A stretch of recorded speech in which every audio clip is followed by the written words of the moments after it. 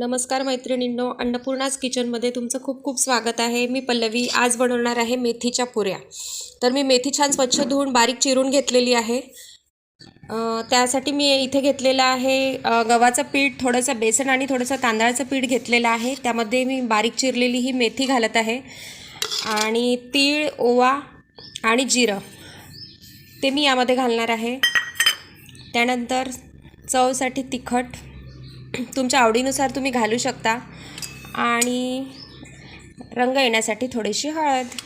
त्यानंतर मी इथे अद्रक लसणची थोडीशी पेस्ट घालणार आहे। तुमच्या आवडीनुसार तुम्ही ती घालू शकता मैत्रिणींनो। मला आवडते म्हणून मी घालत आहे, तुम्ही ती स्किप पण करू। चवीनुसार मीठ आपल्याला घालायचं आहे आणि मी बटाटा यामध्ये घालणार आहे। बटाटा घातल्याने आपल्या पुऱ्या या खूप क्रिस्पी होतात, त्यामुळे मी यामध्ये 2 बटाटे घालणार आहे। तर तुम्ही अवश्य घालून पहा आणि या पुऱ्या कशा वाटल्या मला सांगा। तुम्ही सबस्क्राईब करायला विसरू नका मैत्रिणींनो।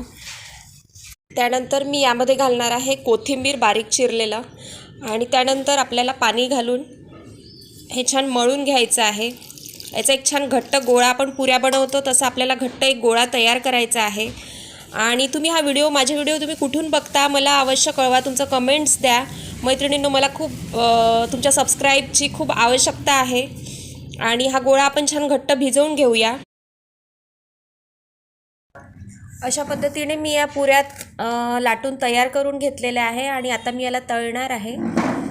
इथे कढईमध्ये मी तेल गरम करायला ठेवलेलं आहे आणि तेल छान गरम झालेलं आहे। आता आपण या पुऱ्या तळून घेऊया।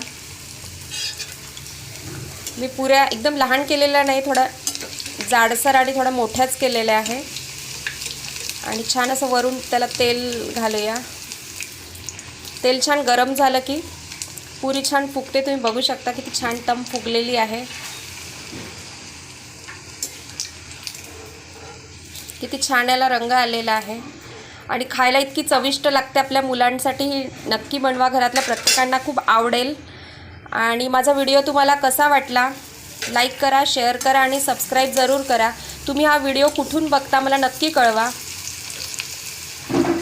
अशा पद्धतीने आपल्या मेथीच्या गरमागरम पुऱ्या रेडी आहेत आणि मी त्याच्यासोबत थोडंसं दही, त्यामध्ये थोडंसं मीठ, साखर आणि थोडंसं तिखट घातलेलं आहे आणि वरून कोथिंबीर घातलेली आहे आणि यासोबत खूप मस्त हे वाटतंय। तर माझी रेसिपी तुम्हाला कशी वाटली मला तुमचा अभिप्राय नक्की कळवा। सबस्क्राईब व्हिडिओला नक्की करा। थँक्यू।